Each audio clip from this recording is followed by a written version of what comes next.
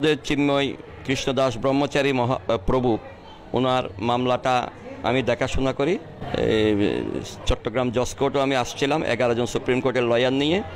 সে সময় কেউ পাশে দাঁড়ায়নি বিধে আমি চেষ্টা করছিলাম। ওনার এখান থেকে যখন জামিন নামঞ্জুর হয় আমরা হাইকোর্টে এটা মিস মামলা করি এবং ওখানে যথারীতি সময়ে এটা শুনানি হয়। শুনানি হওয়ার বিচারপতি আতোয়ার রহমান, বিচারপতি আলী রাজার কোর্টে এই ডাবল বেঞ্চে এটা শুনানি হয়। শুনানির অন্তে হাইকোর্ট সন্তুষ্ট হয়ে আমাদেরকে 2 সপ্তাহের জন্য রুল জারি করে গেছেন কেন ওনাকে জামিন দেওয়া হবে না। আপনারা নিজেরাই জানেন যে এটা বাংলাদেশে যে সেডিশনের মামলা অর্থাৎ রাষ্ট্রদ্রোহের মামলা করেছে, আসলে রাষ্ট্রদ্রোহের কোনো রকমের বৈশিষ্ট্য এখানে ছিল না। কারণ ওনাকে বলছে ইন্ধনদাতা, ইন্ধনের কোনো রাষ্ট্রদ্রোহের ইন্ধনের কোনো রকমের আজ পর্যন্ত কোনো রকমের সেরকম কোনো আমরা পাইনি। এটা কোর্টে আমরা উপস্থাপন করেছি যে ওনার কোনো ইন্ধন ছিল না, বা ইন্ধন থাকতে গেলে একটা 164 করতে হয়, কেউ ওনার নাম বলতে হবে, কিছু বলতে হবে। আর মূলত মামলাটা হয়েছে আপনারা সবাই জানেন একটা জাতীয় পতাকা অবমাননা করেছে। কিন্তু এইখানে জাতীয় পতাকা অবমাননার কোনো রকমের কোনো ধারা এখানে ছিল না। এই মামলায় যেটা ছিল সেটা 120B 124A 153A, তারপর হলো আপনার 34, অর্থাৎ যে ধারাগুলো 153A যেটা সেটা হলো সেডিশন অর্থাৎ রাষ্ট্রদ্রোহ।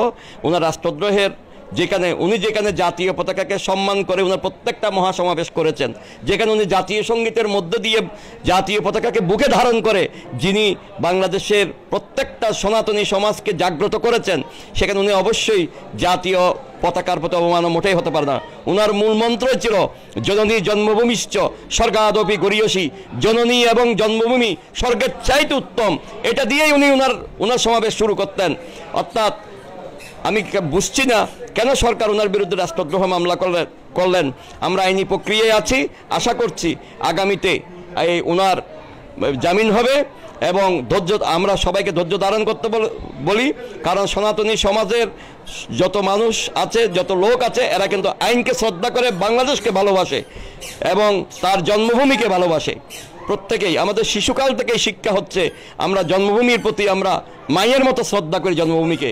অতএব এই ভূমিপুত্র সনাতনী সমাজ এদের জন্য যে লড়াই করেছেন, সংগ্রাম করেছেন চিন্ময় প্রভু, অবশ্যই চিন্ময় প্রভু বাংলাদেশে উনি অবশ্যই মুক্তি লাভ করবেন।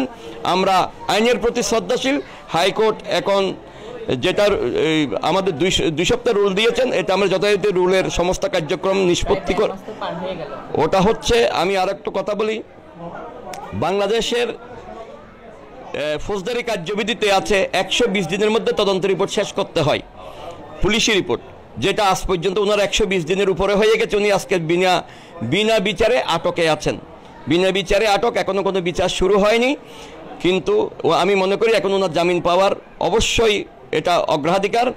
যেহেতু আমরা সুপ্রিম কোর্টে হাইকোর্ট বিভাগে এই মামলাটা এখন ওনার জামিন শুনানিটা আছে।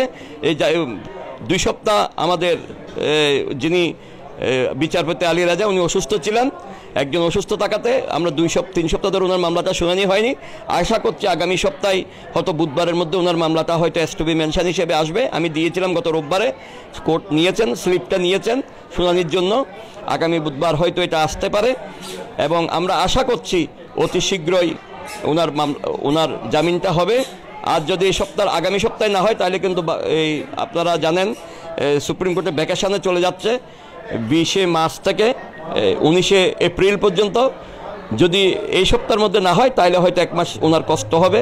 এইটা আমাদের জন্য অপূরণীয় একটা ক্ষতি হয়ে যাচ্ছে। কারণ ওনার শারীরিক অবস্থা উনি আমার সাথে 5 বার কথা বলেছেন এই পর্যন্ত জেলখানা থেকে, সরকারের অনুমতি নিয়ে উনি 5 বার আমার সাথে টেলিফোনে আলাপ করেছেন এবং এর মধ্যে ওনার শারীরিক অবস্থা খুবই জটিল। ওনার লিভারের সমস্যা, ওনার হার্টের সমস্যা, এবং উনি বলছেন বাবা আমাকে যে কোনোভাবে আমাকে কিন্তু একটু জামিনে মুক্তি করার ব্যবস্থা করেন। ওনার শারীরিক অবস্থা খুবই খারাপ।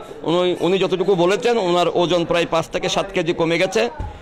এই জন্য আমি সরকারের কাছে আকুল আবেদন জানাবো যাতে আইনি প্রক্রিয়ায় সুষ্ঠুভাবে ওনার জামিনটা হয়। এবং আমিও আশা রাখছি আমরা সবাই আইনের প্রতি শ্রদ্ধাশীল, অবশ্যই ওনার সত্যের জয় হবে। কারণ উনি তো কোনো অপরাধ করেন নাই। আইনের চোখে হয়তো ওনাকে একটা মামলা দিয়েছেন, কিন্তু ওনার অপরাধ প্রমাণ করা সরকারের কাছে খুবই খুবই খুবই জটিল হয়ে যাবে। কারণ এই রাষ্ট্রদ্রোহ মামলা, ওনার যে বৈশিষ্ট্যগুলো রাষ্ট্রদ্রোহের বৈশিষ্ট্য, ওই বৈশিষ্ট্যের মধ্যে ওনার কোনো কিছুই, কোনো ইনগ্রেডিয়েন্টস এখানে দেখি না, কোনো ইনগ্রেডিয়েন্টস দেখি না। ওনার রাষ্ট্রদ্রোহের কোনো মামলা ওনার বিরুদ্ধে আশা করি এটা প্রমাণ করতে পারবে না।